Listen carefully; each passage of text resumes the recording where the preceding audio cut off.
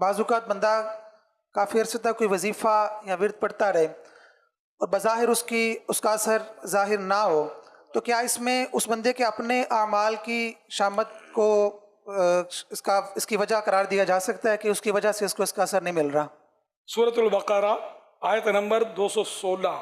करीब है कि कोई बात तुम्हें बुरी लगे और वो तुम्हारे हक में बेहतर हो, और करीब है कि कोई बात तुम्हें पसंद आए और वो तुम्हारे हक में बुरी हो, और अल्लाह जानता है और तुम नहीं जानते। तो वो जो बोलते हैं ना कि मतलब इतने वजीफे पढ़े फिर भी असर नहीं होता, तो इतनी दुआएं मांगी कबूल नहीं हो रही, अब काम नहीं हो रहा, तो इसका मतलब ये नहीं है जो मतलब कि इसके अमाल दुरुस्त नहीं है, ये ज़रूरी नहीं है। अल्लाह पाक भलाई पर नज़र रखता है, जिस काम में भलाई है। तो इसीलिए दुआओं में मैं कोशिश करता हूँ, ये कहा करता हूँ कि अल्लाह पाक रहमत की नज़र फरमाए, अल्लाह पाक आपकी मुरादों पर रहमत की नज़र फरमाए।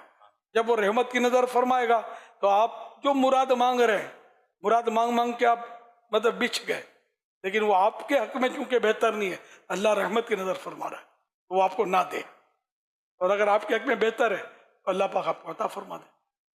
तो इसलिए मतलब वजीफ़ा गलत हो गया, दुआएं मांगना गलत हो गया, बुजुर्गों से दुआएं करवाई तब भी काम नहीं बन रहा, मज़ारों के फेरे लगाए, इधर उधर गए मज़ारात पर दुआएं मांगी तब भी काम नहीं हुआ, तो न दुआ से बदजन होना है,